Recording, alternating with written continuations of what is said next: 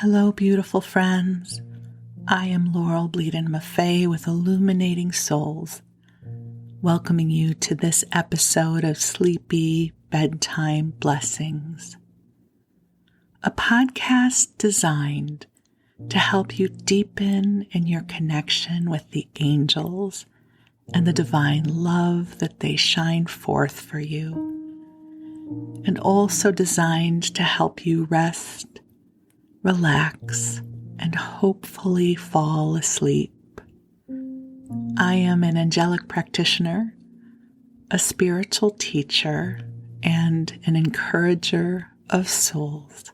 And you can find out more about the angel sessions and soul mentoring and variety of classes that I offer at my website, illuminatingsouls.com.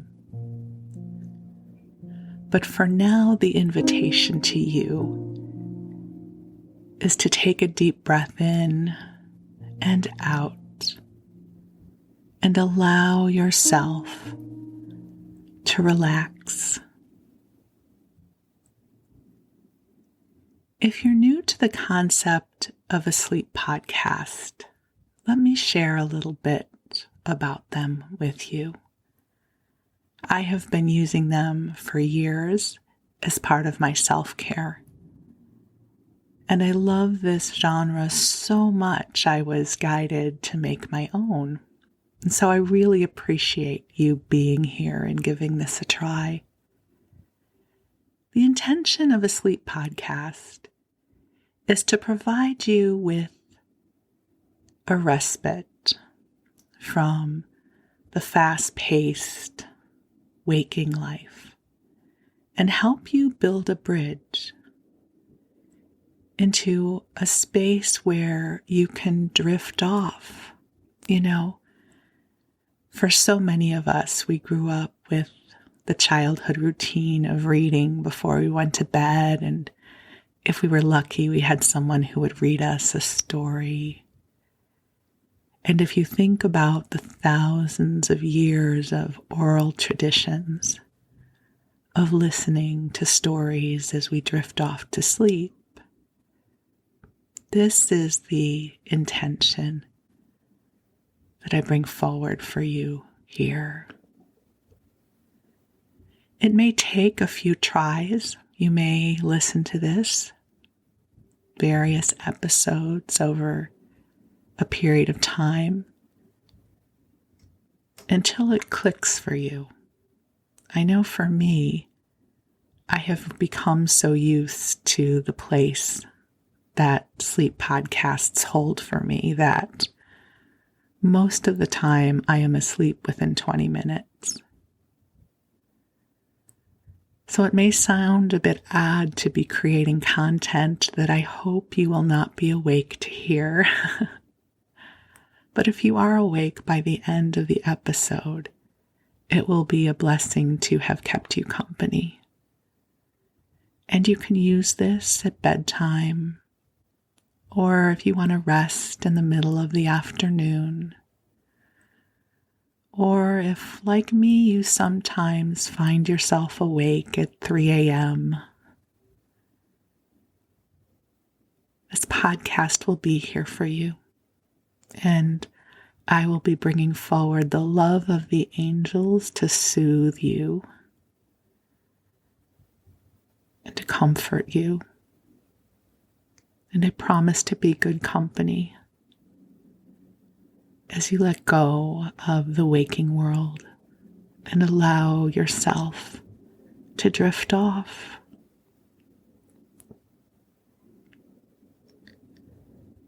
As I'm recording this episode, I'm aware of this very gentle, relaxing energy that I have been feeling. Not every day feels like this. I certainly have not been feeling this kind of energy lately, but there is something so sweet about the energy I have been feeling in the last few hours that I was guided to plug in the microphone and share this energy with you. You know the experience you have maybe when you take a hot bath at night before drifting off to sleep and your muscles grow heavy and you're just ready for bed. That's what this energy feels like. Or when you feel deliciously noodle-like after a good massage. That's how I'm feeling right now. And so the angels and I are going to send you these vibrations. Because I believe that we live in a vibrational universe. And we have the ability to focus our attention and intention upon various frequencies of energy. And these can be amplified when we share space with another, and certainly when we call in the love of the angels. It's one of the favorite benefits that I find from working with the angels is they amplify the beneficial energies that are here for us. So I invite you to take a nice deep breath in and out and welcome in the love of your angels as they cultivate this sacred space for you. I want to share a concept with you that I find so helpful, especially when life or the world feels a bit heavy or busy. It's the concept of going off duty. So, this concept came to me many years ago, and I don't recall if someone taught it to me or if the angels brought it forward. I always like to give credit where credit is due, so I don't remember the origins of this particular teaching, but it's one that has served me well over the years, and I'm grateful to be able to share it with you. So we are multi-dimensional beings. We are more than just our waking consciousness. And we have threads of energy that are constantly out moving in the world.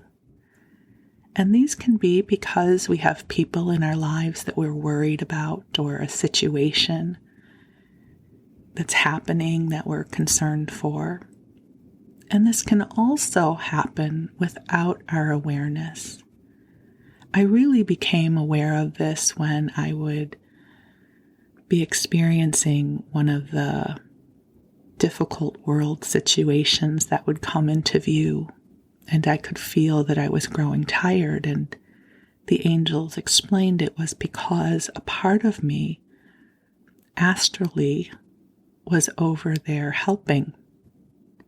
And as light workers, we often use our energy to help create more love and healing in this dimension. Whether you believe this is true or not, just for a moment pretend that it is. So, going off duty involves telling the angels and God that you would like to pull your energy back from the world. And usually I do this for a period of 24 to 48 hours. And I let the angels know that I'm going to go off duty and I'd like to pull my energy back. And I imagine pulling all my energy back in and ask the angels to send all of the phone calls, all of the astral calls, all of the need for assistance to other sources, because we live in a world of abundance. And so if I'm off duty or offline, there will be another entity, another being who can help.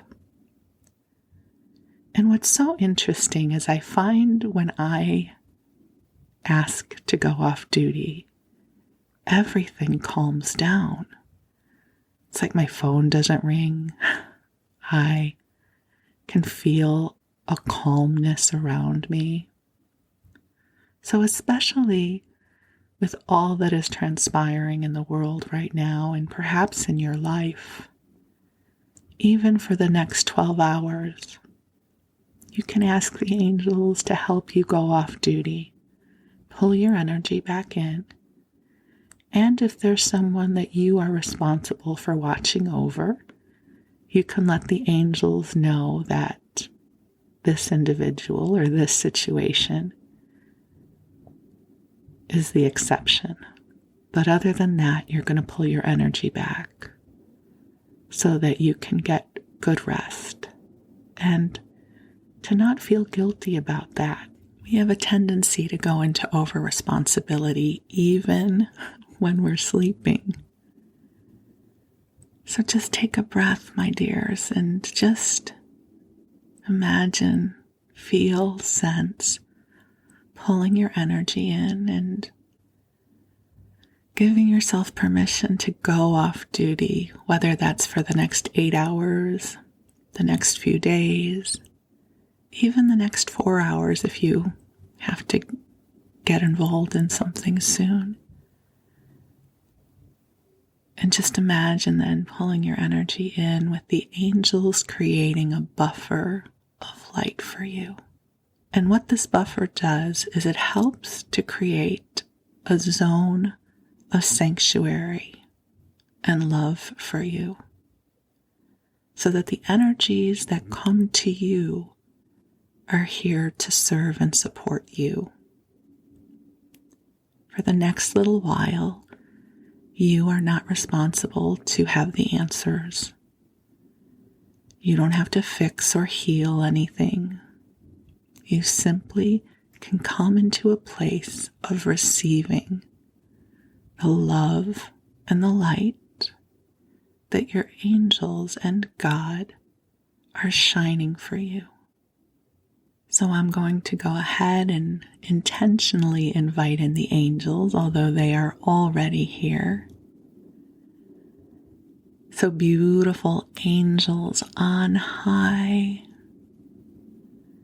with deep gratitude and joy, I invite you to be here with us now. I ask that you create a cocoon, a sanctuary of light, that each beloved who is hearing this message will receive a broadcast and a transmission that is calibrated specifically and uniquely for them. Please help them become aware of their innate preciousness. Assist them in connecting with divine healing at whatever dimension it will serve the highest and best good. Angels, infuse this broadcast with love and with compassion, with inspiration, and with a deep sense of well-being,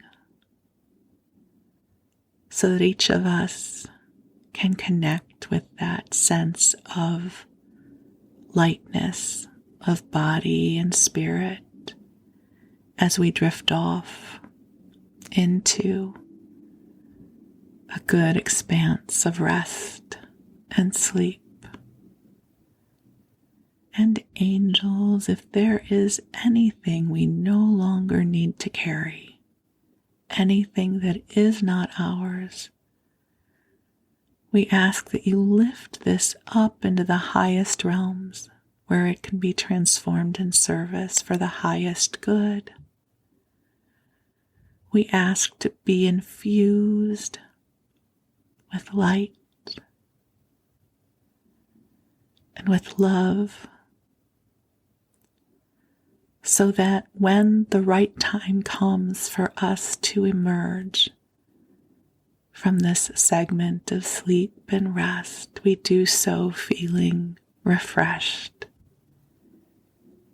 and plugged into the goodness that is here for us. So, dear ones, just take a nice deep breath in and give yourself permission to attune to the beauty of this world. I know there's a lot of dense stuff happening in the world. There always is. But this is also a realm of great beauty and kindness. As you align yourself with these energies will begin to tend to your well-being. So you share this realm with the whales of the ocean and the birds of the sky. You share this realm with the starlit night sky and the majestic mountains that rise up and meet the clouds. You share this realm with countless people who carry kindness in their heart and serve the well-being of others. You share this realm with the animal kingdom, filled with so much wisdom and preciousness. And you share this realm with the plant and mineral kingdoms and beyond. And I don't know if you can hear it, but we're having a very windy day here. And as I said that, the wind picked up and blew. Oh, I love these windy days because they sweep out everything. And the sky gets so clear.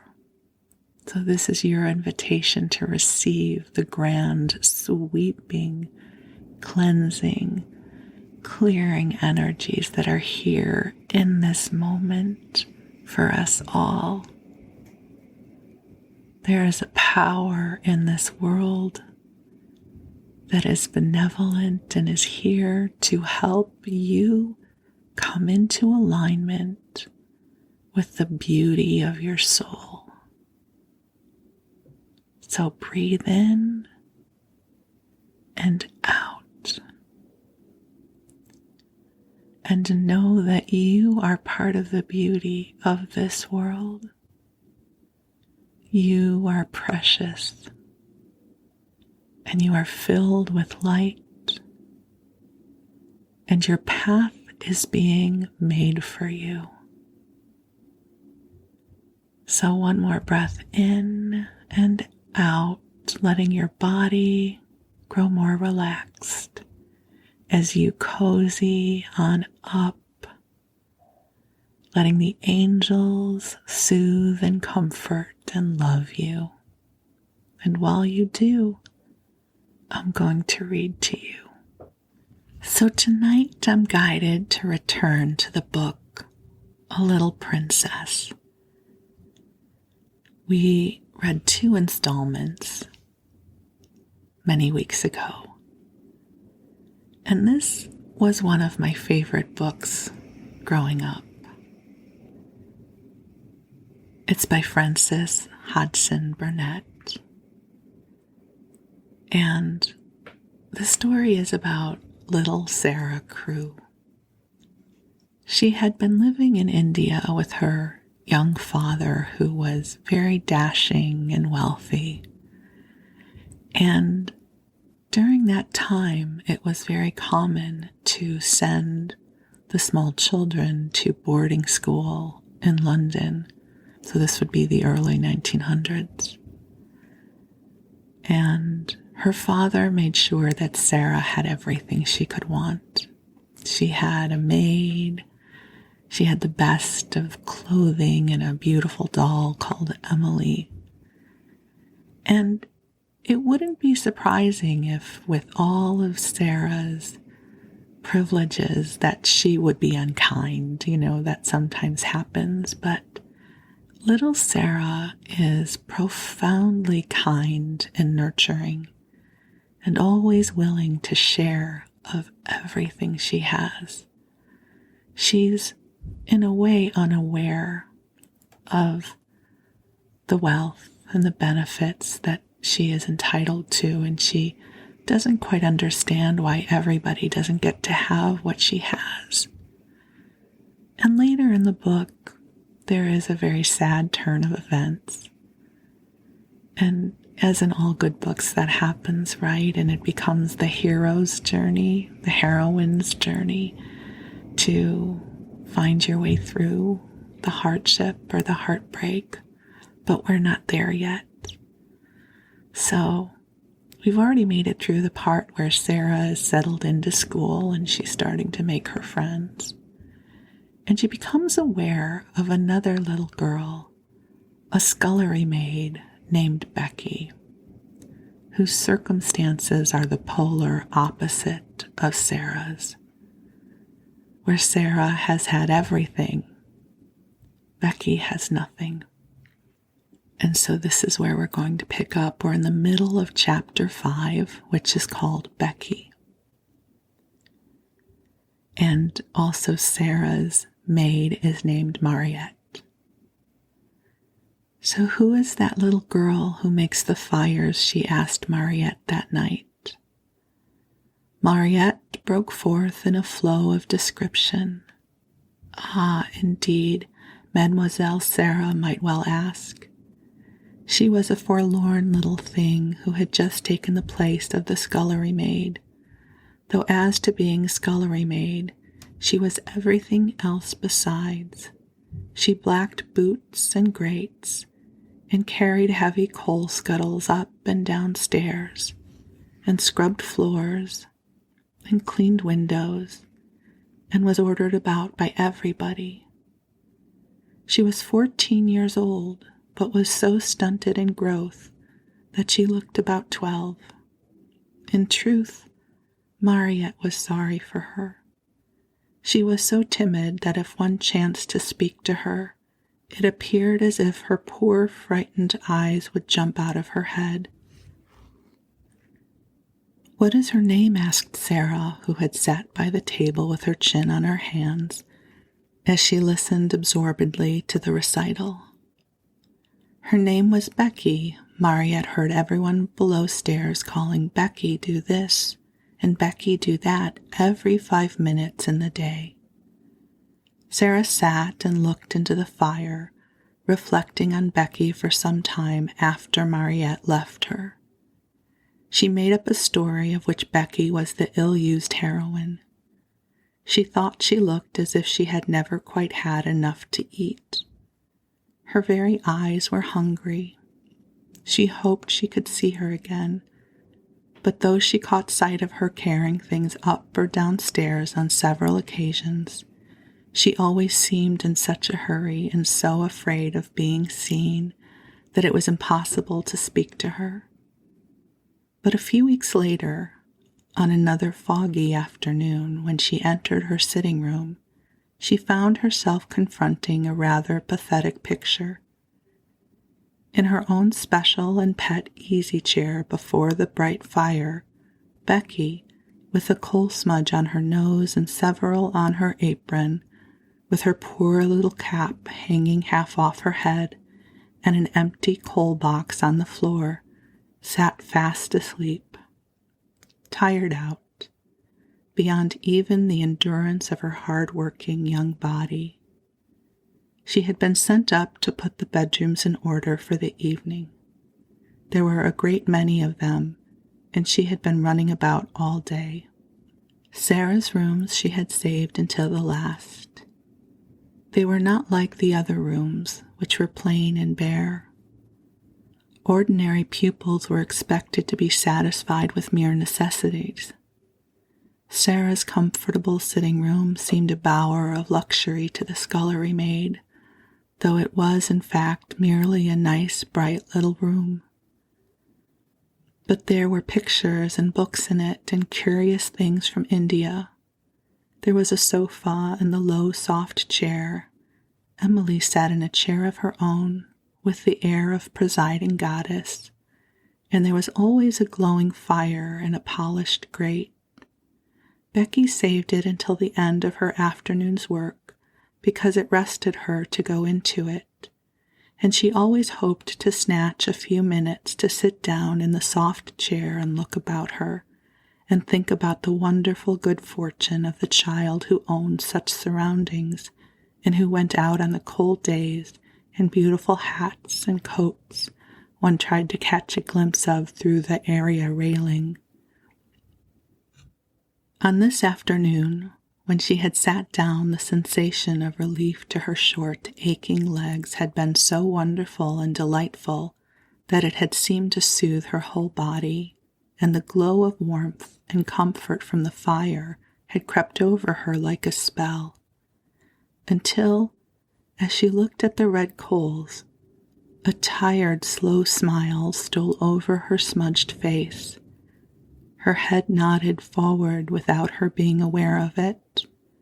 Her eyes drooped, and she fell fast asleep. She had really been only about 10 minutes in the room when Sarah entered, but she was in as deep a sleep as if she had been like the Sleeping Beauty, slumbering for 100 years. But she did not look, poor Becky, like Sleeping Beauty at all. She looked only like an ugly, stunted, worn-out little scullery drudge. Sarah seemed as much unlike her as if she were a creature from another world.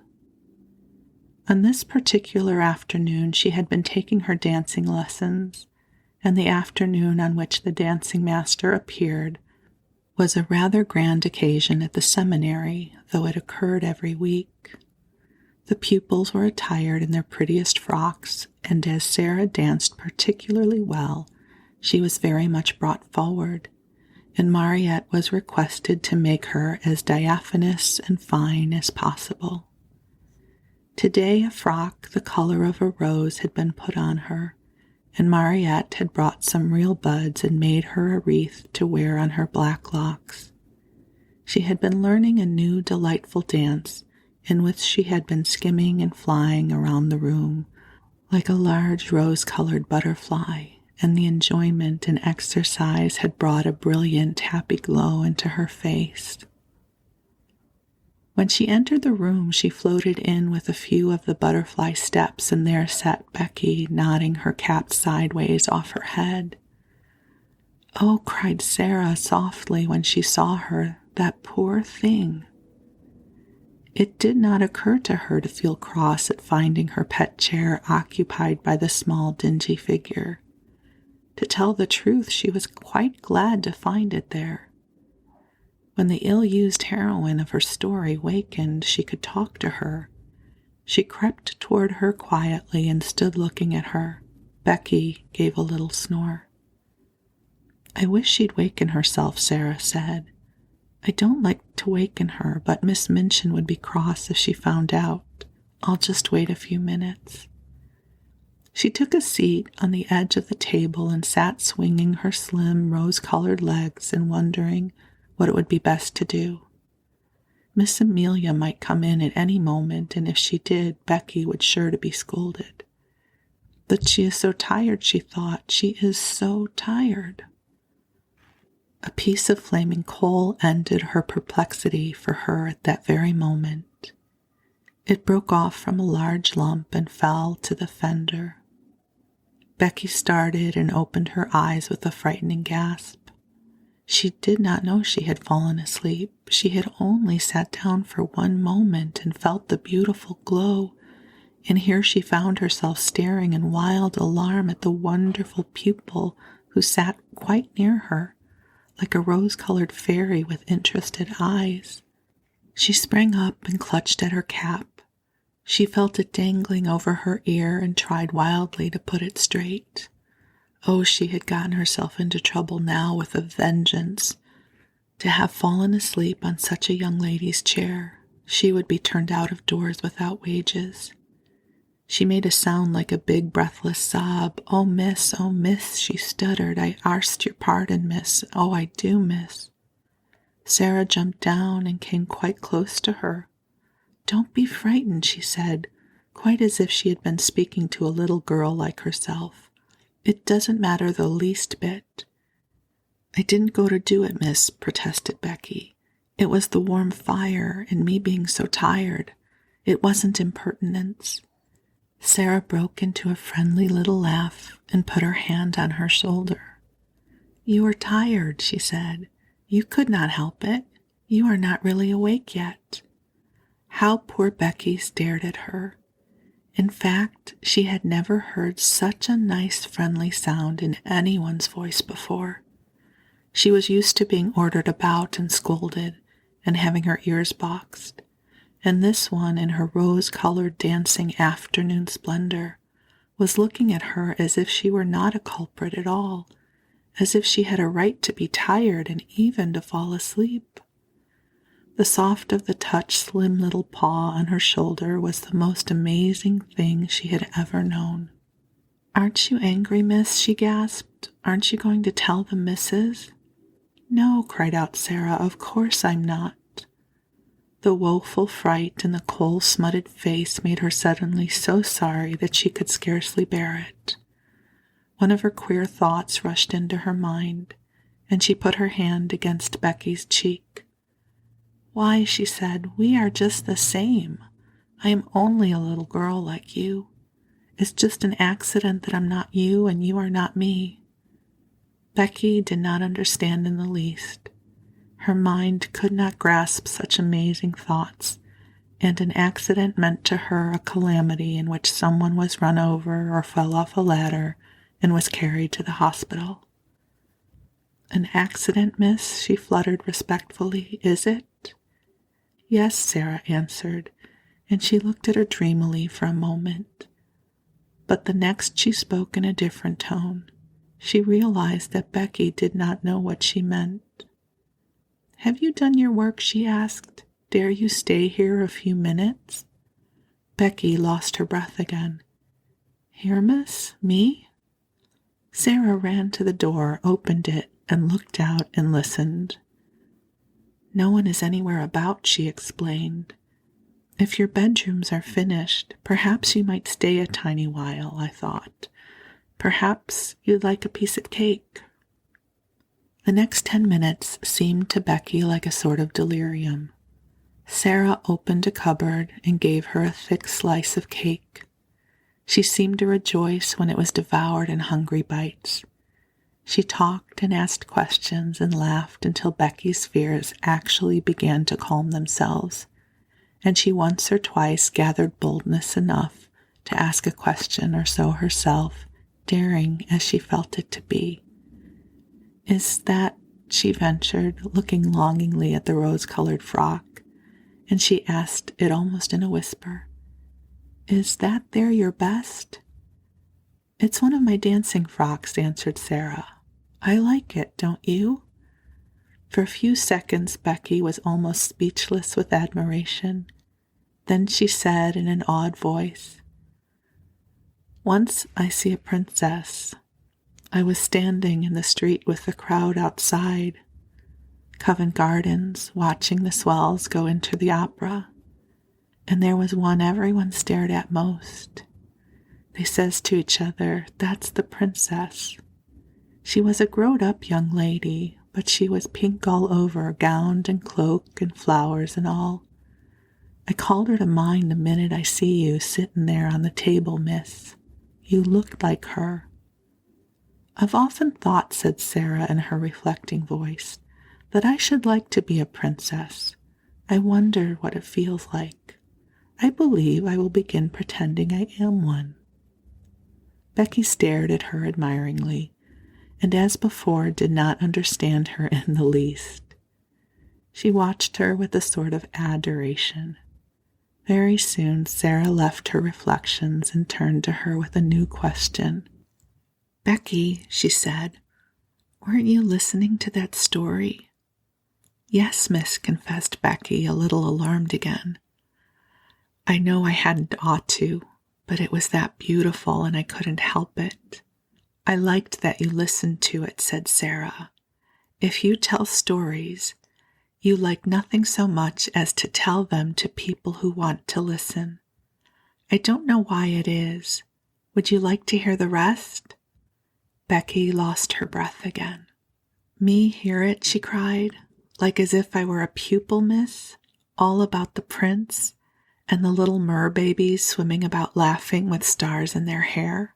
Sarah nodded. "You haven't time to hear it now, I'm afraid," she said, "but if you will tell me just what time you come to do my rooms, I will try to be here and tell you a bit of it every day until it's finished. It's a lovely long one, and I'm always putting new bits to it." "Then," breathed Becky devoutly, "I wouldn't mind how heavy the coal boxes were or what the cook had done to me, if I might have that to think of." "You may," said Sarah. "I'll tell it all to you." When Becky went downstairs, she was not the same Becky who had staggered up, loaded down by the weight of the coal scuttle. She had an extra piece of cake in her pocket, and she had been fed and warmed, but not only by cake and fire. Something else had warmed and fed her, and the something else was Sarah. When she was gone, Sarah sat on her favorite perch on the end of her table. Her feet were on a chair, her elbows on her knees, and her chin in her hands. "If I was a princess, a real princess," she murmured, "I could scatter largesse to the populace. But even if I'm only a pretend princess, I can invent little things to do for people, things like this." She was just as happy as if it were a largesse. "I'll pretend that to do things people like is like scattering a largesse. I have scattered largesse." Chapter 6, The Diamond Mines. Not very long after this very exciting thing happened, not only Sarah, but the entire school found it exciting and made it the chief subject of conversation for weeks after it had occurred. In one of his letters, Captain Crewe told a most interesting story. A friend who had been at school with him when he was a boy had unexpectedly come to him to see him in India. He was the owner of a large tract of land upon which diamonds had been found, and he was engaged in developing the mines. If all went as confidently as expected, he would become possessed of such wealth as it made one dizzy to think of, and because he was fond of the friend of his school days, he had given him an opportunity to share in this enormous fortune by becoming a partner in his scheme. This, at least, was what Sarah gathered from his letters. It is true that any other business scheme, however magnificent, would have had but a small attraction for her or the schoolroom, but diamond mines sounded so like the Arabian Nights that no one could be indifferent. Sarah thought them enchanting, and painted pictures for Ermengarde and Lottie of labyrinth passages in the bowels of the earth, where sparkling stones studded the walls and roofs and ceilings, and strange men dug them out with heavy picks. Ermengarde delighted in the story, and Lottie insisted on it being retold to her every evening. Lavinia was very spiteful about it, and told Jessie that she didn't believe such things as diamond mines existed. "My mamma has a diamond ring which cost 40 pounds, she said, and it is not a big one either. If there were mines full of diamonds, people would be so rich it would be ridiculous." "Perhaps Sarah will be so rich that she will be ridiculous," giggled Jessie. "She's ridiculous without being rich," Lavinia sniffed. "I believe you hate her," said Jessie. "No, I don't," snapped Lavinia, "but I don't believe in mines full of diamonds." "Well, people have to get them from somewhere," said Jessie. Lavinia, with a new giggle, "What do you think Gertrude says?" "I don't know, I'm sure, and I don't care. It's something more about the everlasting Sarah. Well, it is.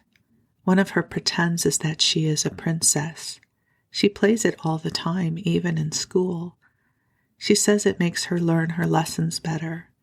She wants Ermengarde to be one too, but Ermengarde says she's too fat. She is too fat, said Lavinia, and Sarah is too thin. Naturally, Jessie giggled again. She says it has nothing to do with what you look like or what you have. It only is to do with what you think of and what you do. I suppose she thinks she could be a princess if she was a beggar, said Lavinia. Let us begin to call her your Royal Highness. Lessons for the day were over, and they were sitting before the schoolroom fire enjoying the time they liked best. It was the time when Miss Minchin and Miss Amelia were taking their tea in the sitting room, sacred to themselves. At this hour a great deal of talking was done, and a great many secrets changed hands, particularly if the younger pupils behaved themselves well and did not squabble or run about noisily, which it must be confessed they usually did. When they made an uproar, the older girls usually interfered with scolding and shakes. They were expected to keep order, and there was danger that if they did not, Miss Minchin or Miss Amelia would appear and put an end to the festivities. Even as Lavinia spoke, the door opened and Sarah entered with Lottie, whose habit was to trot everywhere after her like a little dog. There she is with that horrid child, exclaimed Lavinia in a whisper. If she's so fond of her, why doesn't she keep her in her own room? She will begin howling about something in 5 minutes. It happened that Lottie had been seized with a sudden desire to play in the schoolroom, and had begged her adopted parent to come with her. She joined a group of little ones who were playing in a corner. Sarah curled herself up in the window seat, opened a book, and began to read. It was a book about the French Revolution, and she was soon lost in a harrowing picture of the prisoners of the Bastille, men who had spent so many years in dungeons that when they were dragged out by those who rescued them, their long gray hair and beards almost hid their faces, and they had forgotten that an outside world existed at all, and were like beings in a dream. She was so far away from the schoolroom that it was not agreeable to be dragged back suddenly by a howl from Lottie. Never did she find anything so difficult as to keep herself from losing her temper when she was suddenly disturbed while absorbed in a book. People who are fond of books know the feeling of irritation which sweeps over them at such a moment. The temptation to be unreasonable and snappish is one not easy to manage. It makes me feel as if someone had hit me, Sarah had told Ermengarde once in confidence, and as if I want to hit back. I have to remember things quickly to keep from saying something ill-tempered. She had to remember things quickly when she laid her book on the window seat and jumped down from her comfortable corner. Lottie had been sliding across the schoolroom floor, and having first irritated Lavinia and Jessie by making a noise, had ended by falling down and hurting her fat knee. She was screaming and dancing up and down in the midst of a group of friends and enemies who were alternately coaxing and scolding her. "Stop this minute, you crybaby, stop this minute," Lavinia commanded. "I'm not a crybaby, I'm not," wailed Lottie. "Sarah, Sarah." "If she doesn't stop, Miss Minchin will hear her," cried Jessie.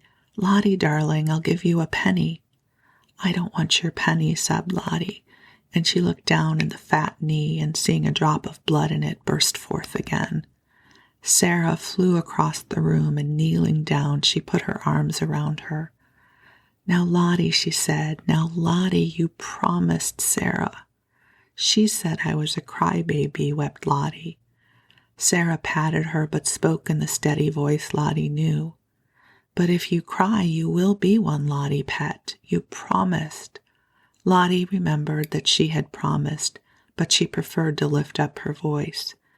"I haven't any mama," she proclaimed.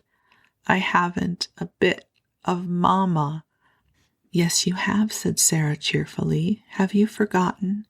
Don't you know that Sarah is your mama? Don't you want Sarah for your mama?" Lottie cuddled up to be with her in a consoled sniff. "Come and sit in the window seat with me," Sarah went on, "and I'll whisper a story to you." "Will you?" whimpered Lottie. "Will you tell me about the diamond mines?" "The diamond mines," broke out Lavinia. "Nasty little spoiled thing. I should like to slap her." Sarah got up quick on her feet.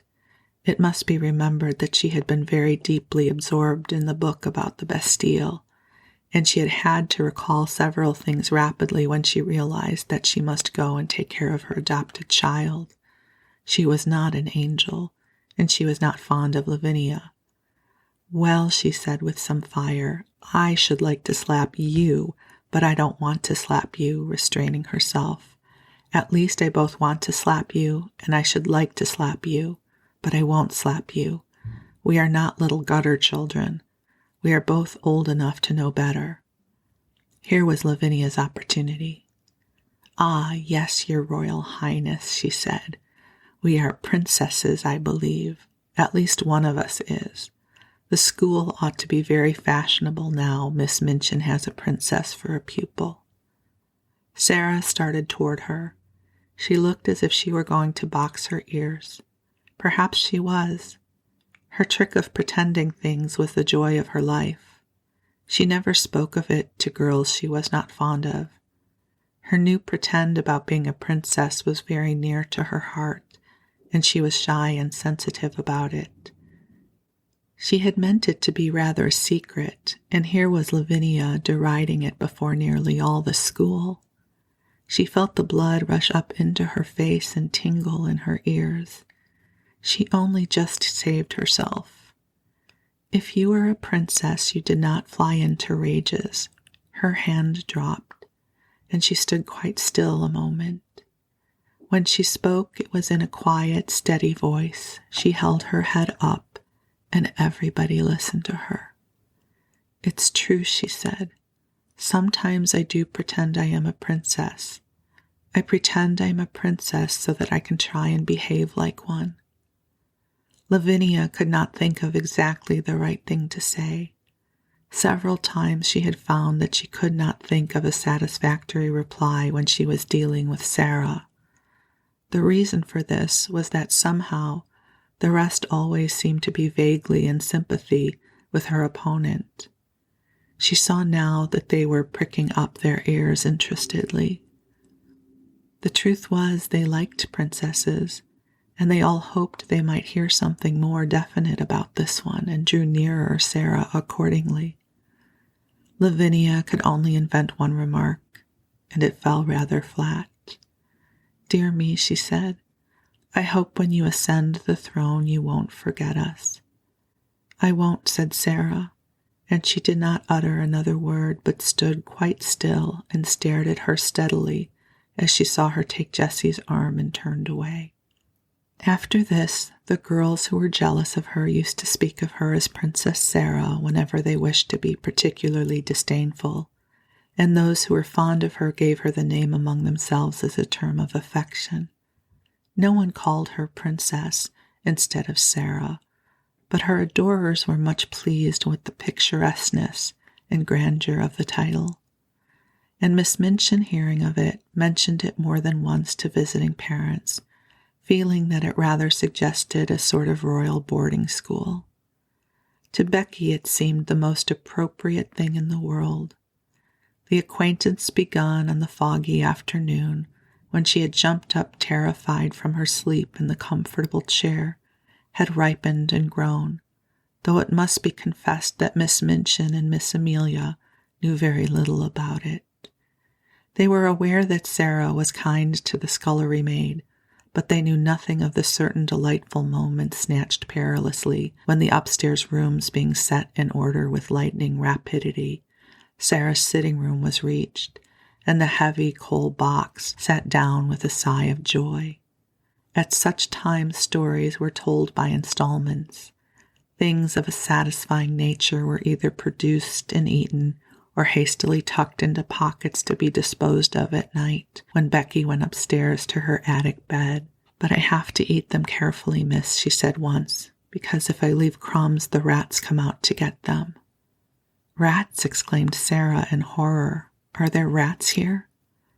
"Lots of 'em, miss," Becky answered in quite a matter-of-fact manner. "There are mostly rats and mice in attics.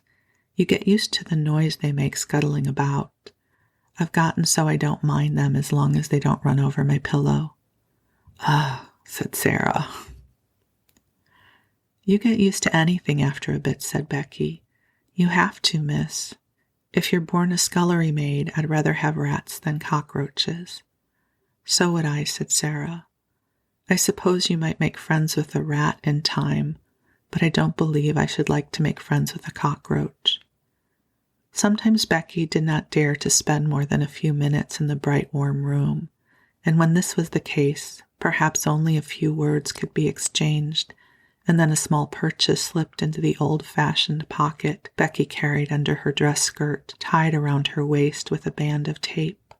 The search for and discovery of satisfying things to eat which could be packed in a small compass added a new interest to Sarah's existence. When she drove or walked out, she used to look into the shop windows eagerly. The first time it occurred to her to bring home 2 or 3 little meat pies, she felt that she had hit upon a discovery. And when she exhibited them, Becky's eyes sparkled. "Oh, miss," she murmured, "they will be nice and filling. It's a fillingness that's best. Sponge cake's a heavenly thing, but it melts away like, if you understand, miss. These'll just stay in your stomach." "Well," hesitated Sarah, "I don't think it would be good if they stayed always, but I do believe they will be satisfying." They were satisfying, and so were beef sandwiches brought at a cook shop, and so were rolls and bologna sausage. In time, Becky began to lose her hungry, tired feeling, and the coal box did not seem so unbearably heavy.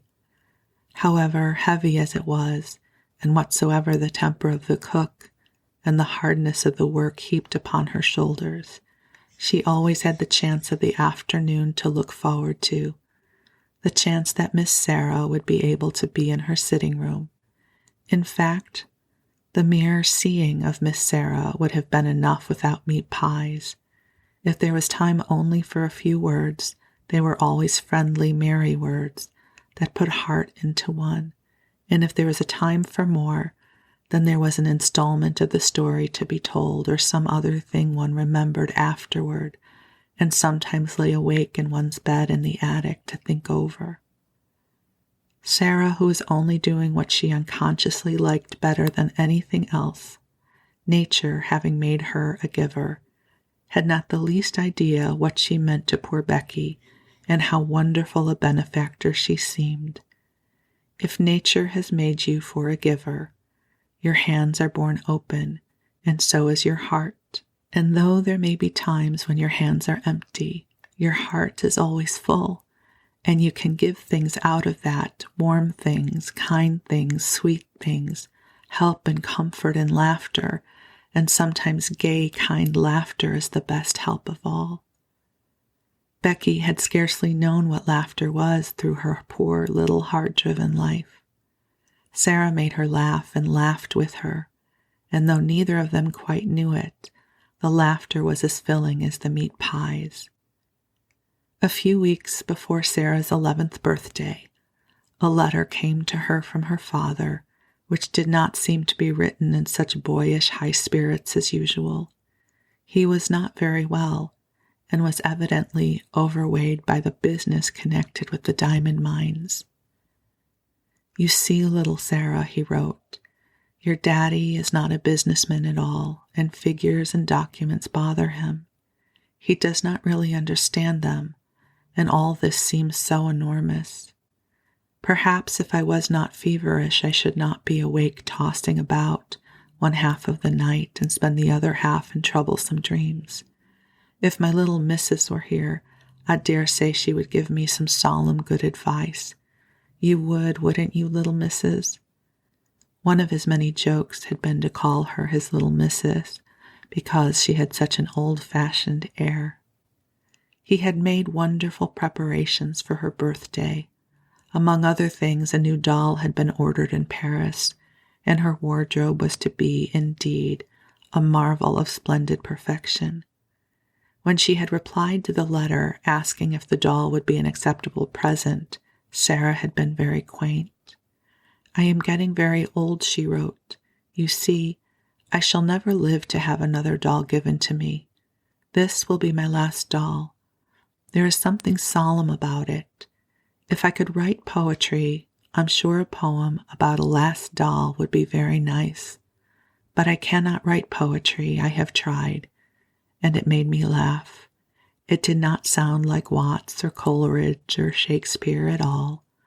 No one could ever take Emily's place, but I should respect the last doll very much, and I am sure the school would love it. They all like dolls, though some of the big ones, the almost 15 ones, pretend that they are too grown up." Captain Crewe had a splitting headache when he read this letter in his bungalow in India. The table before him was heaped with papers and letters which were alarming him and filling him with anxious dread, but he laughed as he had not laughed for weeks. "Oh," he said, "she's better fun every year she lives. God, grant this business may right itself and leave me free to run home and see her. What I wouldn't give to have her little arms around my neck this minute. What I wouldn't give." And with that, my beautiful friends, I'm going to bid you good night. The book's story is about to turn, and we'll move through it together. But for now, I leave you with the beautiful, generous, compassionate spirit of Sarah. It's one of the things I fell in love with in this book, and that she was a girl who daydreamed and told stories. It reminded me of how I was an active daydreamer as a child too, and perhaps you were as well. So, you rest. You have a good night's sleep. You let the angels watch over you and know that you are precious and you are loved. And I am so grateful to have spent this time with you. Blessings to you, beloved. I am grateful for you.